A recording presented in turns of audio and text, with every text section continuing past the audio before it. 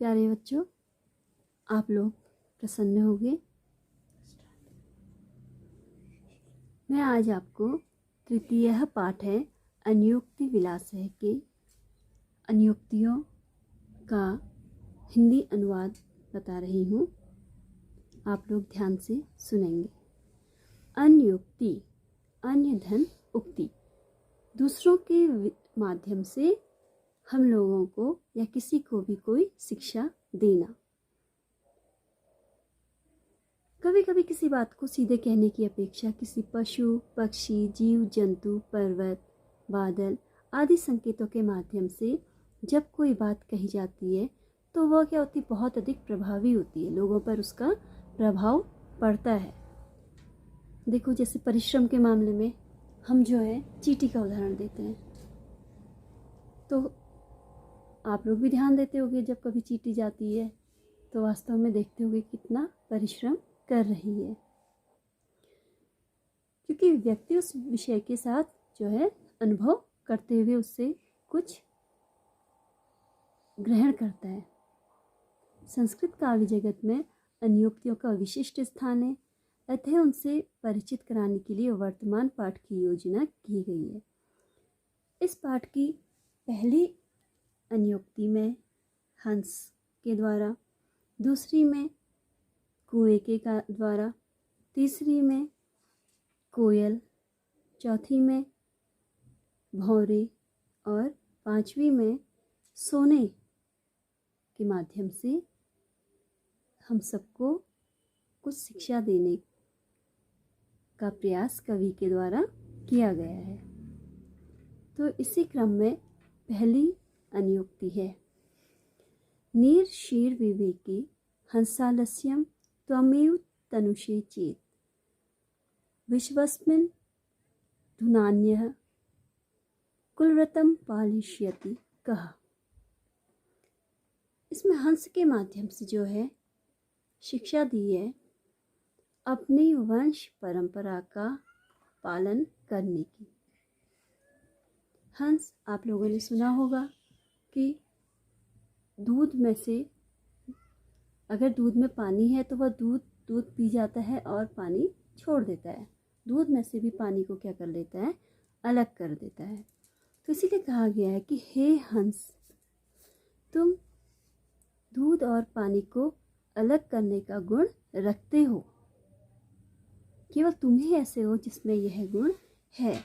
तुम अपने इस कर्तव्य में, अपने इस कार्य में कभी भी आलस्य मत करना। यदि तुम ही ऐसा करोगे तो अपने कुल व्रत का, अपनी वंश परंपरा का पालयिष्यति कहा, पालन कौन करेगा। तो हंस के माध्यम से हम लोगों को शिक्षा दी है, सामान्य व्यक्ति को शिक्षा दी है कि हमें जो है अपनी वंश परंपरा, अपने कर्तव्य का पालन करना चाहिए। नंबर 2, ये बहुत इम्पोर्टेंट है, नितराम नीचो अस्मीति त्वं खेदम कु मा कृथा अत्यंत सरस हृदयो यतः परेशान गुण ग्रहीतासि। इसमें कुएं के माध्यम से शिक्षा दी है कि हमें कभी भी इस बात का दुख नहीं करना चाहिए कि हम जो हैं नीच हैं या हम में कोई कमी है। कुआं बच्चों, आप लोगों ने देखा होगा नीचा होता है, कभी ऊपर आपने कुएं नहीं देखे होंगे। कुआं हमेशा नीचे होता है और पानी से भरा रहता है, उसमें पानी होता है और आप जब पानी निकालते हो तो उसके बाद फिर कुआं भर जाता है। तो ये उसका एक बहुत बड़ा गुण है। परंतु नितराम नीचो अस्मीति, मैं हमेशा नीचा हूँ। त्वम खेदम कूप मा कृथा, कुएं से कहा गया कि मैं हमेशा नीचा रहता हूँ, तुम ऐसा दुख माँ नहीं कृथा करो, कभी भी ऐसा दुख मत करो। अत्यंत सरस हृदयो यतः, तुम तो बड़े सरस हृदय वाले हो। सरस, रस जल से युक्त हो। हमेशा कुएं में जल भरा रहता है, कम होता है फिर उसके बाद उतना ही भर जाता है। यतः परेशान गुण ग्रहीतासि, तुम तो अपने अंदर इतने गुण लिए हुए हो तुम तो इतने गुणवान हो, फिर इतना दुख क्यों करते हो कि मैं हमेशा नीचे होता हूँ। तो इसके माध्यम से सामान्य व्यक्तियों को शिक्षा दी है कि हमें कभी भी छोटी छोटी बातों के लिए दुखी नहीं होना चाहिए, अपने गुणों को देखना चाहिए। प्रत्येक व्यक्ति में कुछ न कुछ गुण अवश्य होते हैं। नंबर 3, कोकिल यापय देवसान तावद विरसान करील विटपेशु यावन मिलत लिमालह कोअपि रसालह समुल्लसति। इसमें कोयल के माध्यम से शिक्षा दी है कि सुख के बाद दुख और दुख के बाद सुख हमारे जीवन में निरंतर आता रहता है और अच्छे दिन आएंगे, इस आशा में हमें जो हमारे बुरे दिन हैं उन्हें भी जो है हमने आसानी से बिता देना चाहिए। तो कोयल के माध्यम से कहा है कि हे कोयल, यापय दिवसान तावत, कि तुम तब तक अपने दिन काटो, विरसान किसमें, नीरस करील विटपेशु, करील की झाड़ियों में। करील बबूल, बबूल की क्या होती है, कांटेदार झाड़ियाँ होती हैं, जिसमें कि कुछ कोयल के लिए ना खाने के लिए कुछ होता है और ना ही उसमें रहने के लिए, परंतु फिर भी कोयल से कहा गया है कि तुम जो है अपने दिन अभी बबूल की इन कांटेदार झाड़ियों में बिताओ। कब तक, जब तक कि यावन मिलदलिमालह, जब तक भौरों से युक्त,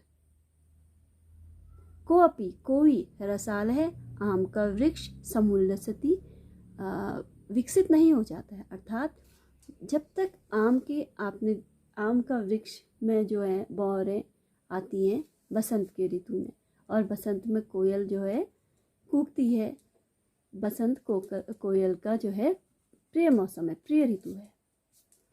तो जब बसंत की ऋतु आएगी, आम के वृक्ष में बौरें आएंगी, कलियां आएंगी, उनमें भौरे गुनगुनाएंगे, तो तभी जो है कोयल भी उस वृक्ष में जाएगी। और वह कब आएगा, एक विशेष ऋतु में, बसंत में। तो कहता है कि जब तक आम का वृक्ष में बौरें नहीं आ जाती हैं, वह बड़ा नहीं हो जाता है, तब तक तुम जो है इन कटीली झाड़ियों में ही अपना जीवन बिताओ। अर्थात तुम्हें पता है कि तुम्हारे जीवन में सुख भी आएगा, तो अभी जो है दुख के दिनों को भी आप प्रसन्न होकर के बिताओ, ऐसी शिक्षा हमें दी है। अगला है, रात्रि गमिष्यति भविष्यति सुप्रभातम भास्वानुदेश्यति हसिष्यति पंख जालिः इत्थम विचिन्तयति कोशगते द्विरेफे हा हन हन नलिनी गज उज्जहार। इसमें हमें जो है एक भौरे के माध्यम से यह शिक्षा दी है कि हमेशा हमारा सोचा हुआ ही नहीं होता, होता वही है जो ईश्वर चाहता है। गीता में भी कहा गया है, कर्म करते जाओ, फल की इच्छा मत करो। हमें अपना प्रयास करते रहना चाहिए और परिणाम क्या होगा ये नहीं सोचना चाहिए, या हमारे साथ ऐसा ही हो, ऐसा होगा ये भी नहीं सोचना चाहिए। तो यही बताते हुए कवि कहते हैं, ये भी बच्चों आपका बहुत इम्पोर्टेंट है परीक्षाओं की दृष्टि से। रात्रि गमिष्यति, रात बीत जाएगी, भविष्यति सुप्रभातम, और सुप्रभात अच्छी सुबह होगी। हर कोई रात में यही सोचता है कि रात बीत जाएगी और सुबह होगी। भास्वानुदेश्यति, भास्वान अर्थात सूर्य, सूर्य उदेश्यति उदय होगा। हसिष्यति पंकजाली, और जो कमल के फूल हैं इनका जो समूह है, पंकजाली है समूह, पंक्ति, वो हसिष्यति अर्थात खिल जाएगी।